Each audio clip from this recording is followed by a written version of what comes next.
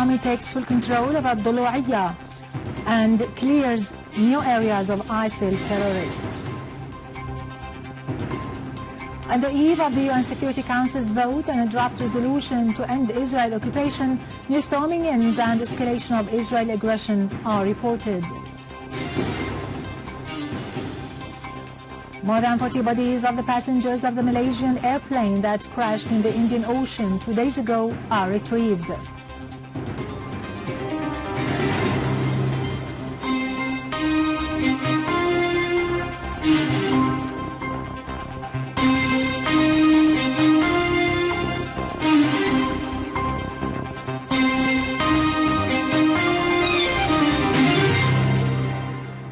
Good afternoon, ladies and gentlemen. I'm Irado Krikorian from the News Center in Damascus. As it was the case in Ain al-Arab, Nubul and al-Zahra in Aleppo countryside, as well as in Hawran, the people of DeirEzzour have formed a popular resistance front in the eastern part of the governorate to support the Syrian Arab Army in its war on terrorism. In a statement, the resistance front has claimed responsibility for the direct and indirect operations that targeted and sniped ISIL terrorists over the past 4 months. The resistance front called on the people to keep away from ISIS places and headquarters, which the resistance considered as legitimate targets. It pledged to restore security and peace to the governorate of DeirEzzour because the love of the homeland and the feeling of adherence to it reside deep in the hearts of its citizens, the statement affirmed.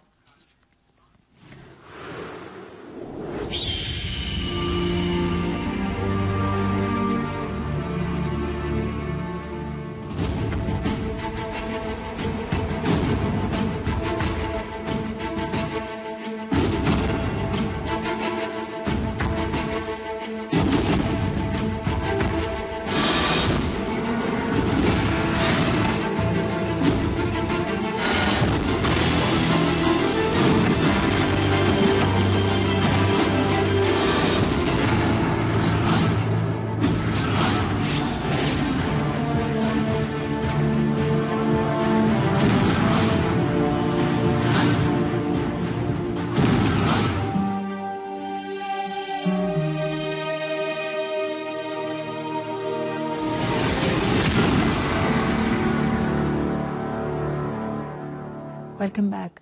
The Lebanese army continues its measures in Ersal, building barricades to paralyze the terrorists' movements. Protesters have meanwhile attacked Lebanese army barricade. The soldiers retaliated by firing bullets in the air to disperse them, wounding 3 protesters. Some of them were arrested. Brigadier Ali Qansu said that the measures applied are meant to control the situation, protect the inhabitants and deny the terrorists access into Ersal.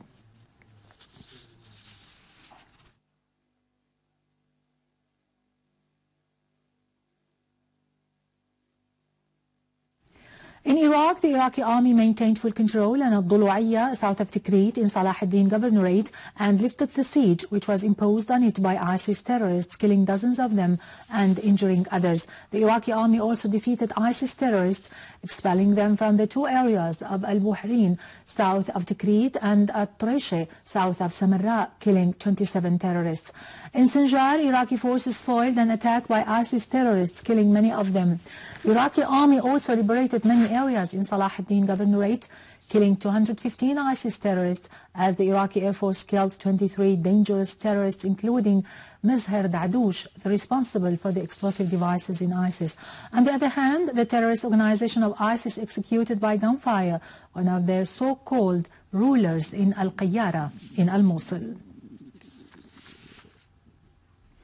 The UN Security Council will vote either today or tomorrow on a Palestinian draft resolution calling for setting a deadline to end the Israeli occupation of the occupied Palestinian lands and to establish a Palestinian state before the end of 2017. The draft resolution needs the approval of 9 Security Council's member states out of 15 in order to be passed. Though the draft resolution has been accorded an international interest on a wide scale, the American administration is, however, expected as usual to use the veto against it in a new stand of bias on the side of the Zionist entity. PLO Executive Committee's member Saib Urayqat said the 8 amendments introduced into the Palestinian draft resolution have been completely maintained and consequently it can be approved. In occupied Palestine, Israeli settlers have stormed into Al-Aqsa Mosque backed by the Israeli occupation troops. Scores of Palestinian worshippers from Jerusalem and other occupied Palestinian territories, as well as school students, clashed with the Israeli settlers. In a relevant context, Israeli bulldozers leveled to earth the houses of 2 Palestinians in Bab al-Mukabbar neighborhood, southeast of occupied Jerusalem. Suffocation cases have been reported among many Palestinians when Israeli occupation troops fired gas bombs in the ancient town of Al-Khalil, Hebron city.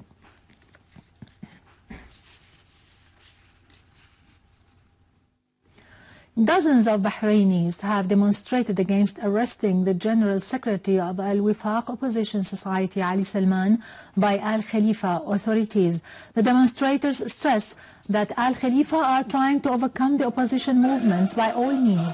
They called for liberating Salman and stopping the clampdown on freedom of opinion, which would damage the political environment and undermine social stability.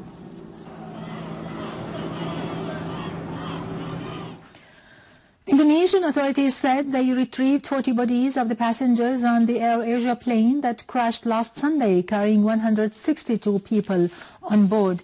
Both dead bodies and debris were found floating in Indonesian waters today, ending the mystery of AirAsia flight 8501, which crashed into the Java Sea with 162 people aboard. The carrier vanished on Sunday halfway through a 2-hour flight between Surabaya, Indonesia and Singapore after encountering storm clouds. In the U.S., crowds of people rallied outside the Los Angeles Police Department today, protesting the racist practices against the black people. Protesters carried pictures of the black people who were killed by U.S. police, demanding accountability for the crimes. The protesters defied the security measures approaching police barriers and barbed wires as a police helicopter was called for emergency interference. Public protest against the U.S. racist practices spread in several U.S. cities. The Times Square in New York City is expected to witness a huge protest on the eve of the New Year celebrations, challenging the mayor's orders to stop the demonstrations against the police.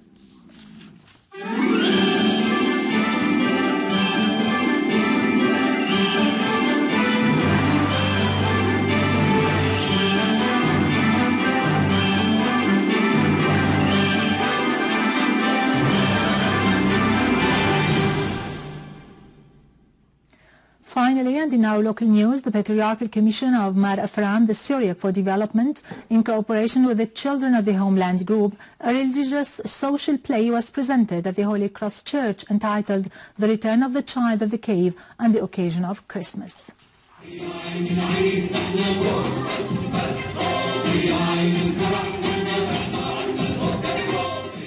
Under the patronage of His Holiness Patriarch Mar Ignatius Afram II, the Patriarch of Antioch and all the Orient, Supreme Chairman of the Syriac Orthodox Church in the world, the Patriarchal Commission of Mar Afram, the Syriac for Development, in cooperation with the Children of the Homeland Group, a religious social play was presented at the Holy Cross Church entitled The Rebirth of the Child of the Cave.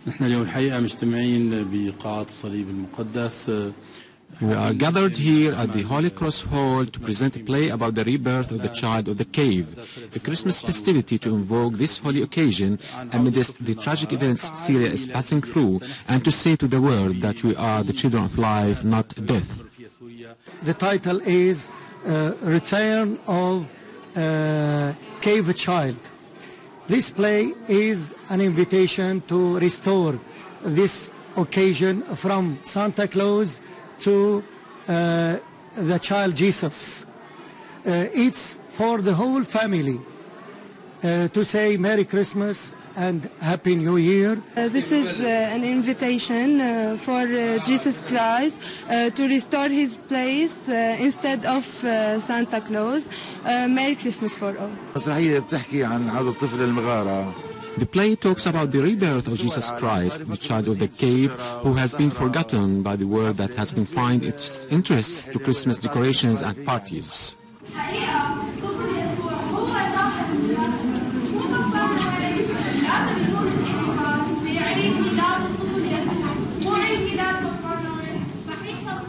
The play is a religious social comedy that talks about the deceitful aspects of our current life, particularly the life of certain social brackets.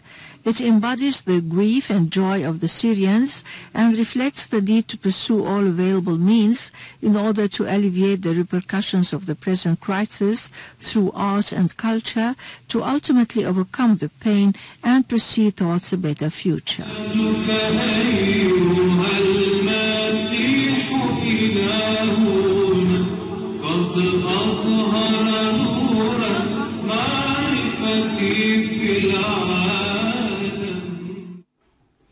With this, we conclude our news for today. Thank you for watching. For more details about Syria and the region and to view this bulletin again, you can always visit our website in English, syriaonline.sy. Now to latest business and market news with Nariman Qassam, but after a short break.